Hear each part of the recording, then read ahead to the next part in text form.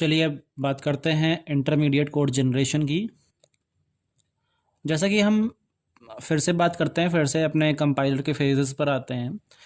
तो दूसरा फेज़ हमारा सिंटैक्स एनालिसिस, जिसमें हमें सिंटैक्स ट्री ड्रॉ करना है, पार्स ट्री ड्रॉ करना है। तीसरा फेज़ हमारा सिमेंटिक एनालिसिस, जिसमें हमें एनोटेड पार्स ट्री जनरेट करना है, या इस तरह से समझें कि जो सिंटैक्स ट्री हमने ड्रॉ किया था उसमें टाइप चेकिंग लगानी है, टाइप चेक करना है।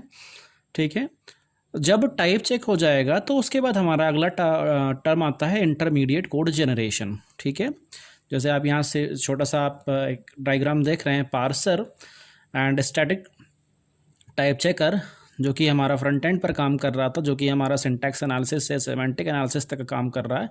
पार्सर हमारा syntax analysis, static type checker semantic analysis, जो दोनों कंबाइन होकर के हमें क्या देते हैं, इंटरमीडिएट कोड जनरेटर। और इंटरमीडिएट कोड जनरेटर फर्दर हमारे अगले टॉपिक के पास जाता है, जो कि कोड जनरेटर में काम आता है। ठीक है, तो बेसिकली इंटरमीडिएट कोड जनरेटर तीन तरह से हो सकते हैं।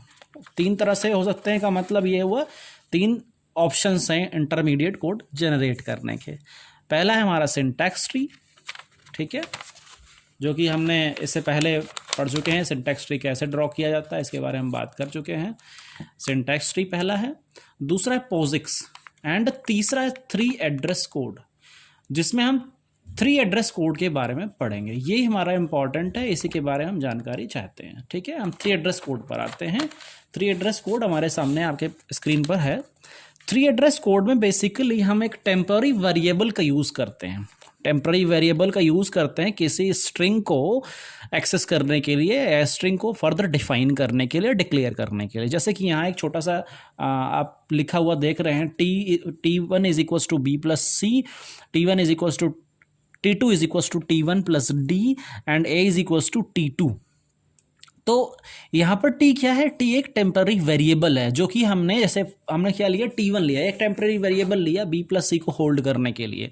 ठीक है, फिर हमने एक T2 लिया T1 और D को होल्ड करने के लिए, और T2 ही हमारा A को होल्ड कर रहा है। ठीक है, तो फर्दर जो फाइनल हमारा आंसर है, फाइनल रिजल्ट है, फाइनल आउटपुट है, वो हमारा T2 में जो दूसरा हमारा टेम्पररी वेरिएबल है उसमें स्टोर हो रहा है। 3 एड्रेस कोड इसीलिए हम कह रहे हैं, क्योंकि हम बेसिकली जो इसका नाम 3 एड्रेस कोड इसलिए है क्योंकि ये मैक्सिमम 3 लाइन में किसी भी कोड को, किसी भी स्ट्रिंग को एनालाइज कर लेता है।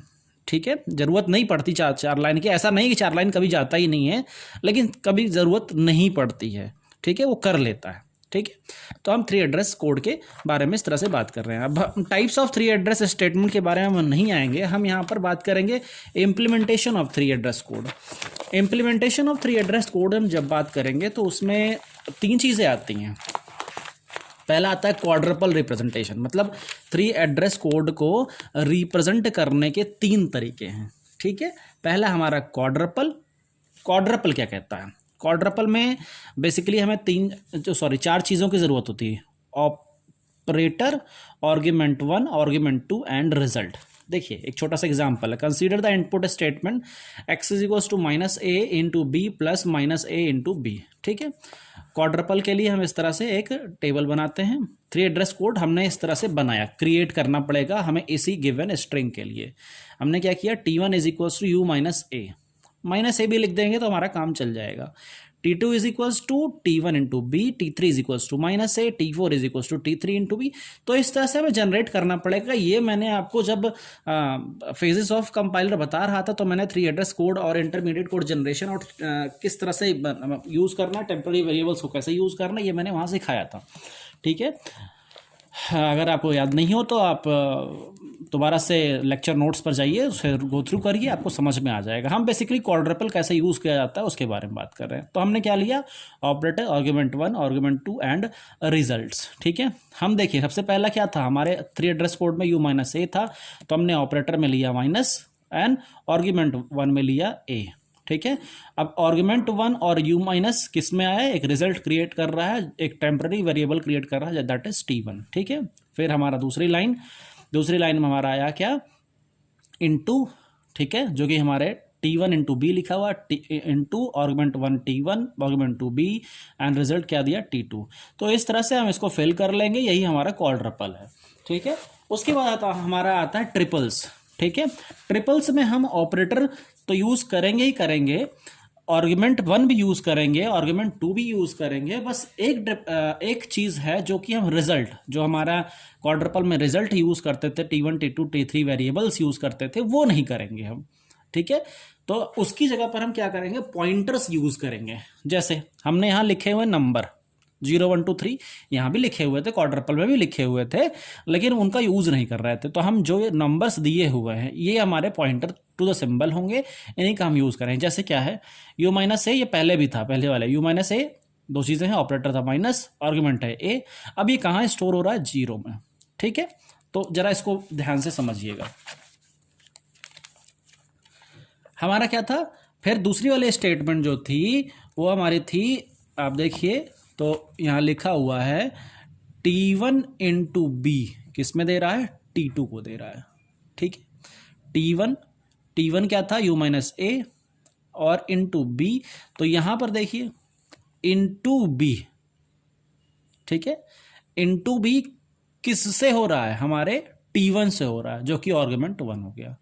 तो जो हमारा T1 है, यहां पर जो T1 लिखा हुआ है, इसको मैं T1 ना लिख करके 0 पॉइंटर लिखा है और इसी से इसको मल्टीप्लाई कर दिया, जो कि हमारे पॉइंटर 1 पर आ गया है।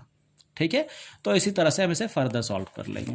फिर हमारा आता है इनडायरेक्ट ट्रिपल्स। ये हम इम्प्लीमेंटेशन ऑफ 3 एड्रेस कोड कर रहे हैं। हम किस किस तरह से 3 एड्रेस कोड को सॉल्व कर सकते हैं, बना सकते हैं, वो हम जान रहे हैं। 3 तरीके के थे। तो तीसरा है हमारा इनडायरेक्ट ट्रिपल्स। ठीक है, हमने पहले वाले में देखा कि रिजल्ट था, दूसरे वाले में देखा कि पॉइंटर यूज कर रहे थे।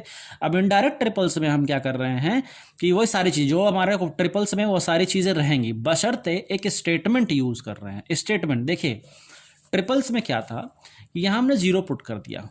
अब 0 पुट करने से हमें थोड़ा सा एक कंफ्यूजन हो रहा है कि ये 0, अरे यार ये 2, अरे ये 1, अरे ये 3, अरे ये 4 क्या है एक्चुअल में।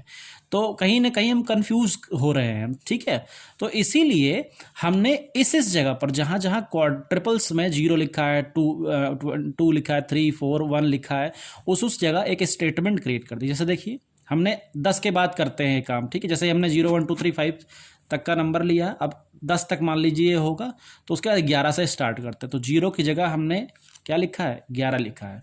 तो इस 0 को हमने एसोसिएट कर दिया एक स्टेटमेंट 11 से। ठीक है, फिर देखो जहां 2 लिखा है, अब 0 के बाद 1 आना चाहिए, तो उसका 11 हुआ, 0 का 11 हुआ, 1 आएगा तो उसका 12 होगा, 2 आएगा तो उसका 13 होगा। तो यहाँ 2 था तो हमने यहाँ कर दिया 13, 3 का 14, 4 का 15, 5 का 16। तो जहाँ जहाँ जो है, जहाँ 0 था वहाँ हमने 11 कर दिया, जहाँ 2 है वहाँ 13 कर दिया, जहाँ 1 है वहाँ 12 कर दिया, ये लिखा हुआ है। ठीक है, तो इसको बहुत आसान है। इसमें मतलब आप इसको इस तरह समझिए कि आपने अगर ट्रिपल बना लिया है तो इनडायरेक्ट ट्रिपल को कुछ करना ही नहीं है, सिर्फ जितने पॉइंटर्स आपने क्रिएट किए थे उनकी एक स्टेटमेंट क्रिएट करनी है और उसको उसके बगल में बना के लिख देनी है। बहुत ही सिंपल है। तो इस तरह से हमारा इनडायरेक्ट ट्रिपल, क्वाड्रपल और ट्रिपल्स का काम हो गया। हमने 3 एड्रेस कोड जनरेट कर लिया है। ठीक है, थैंक यू सो मच।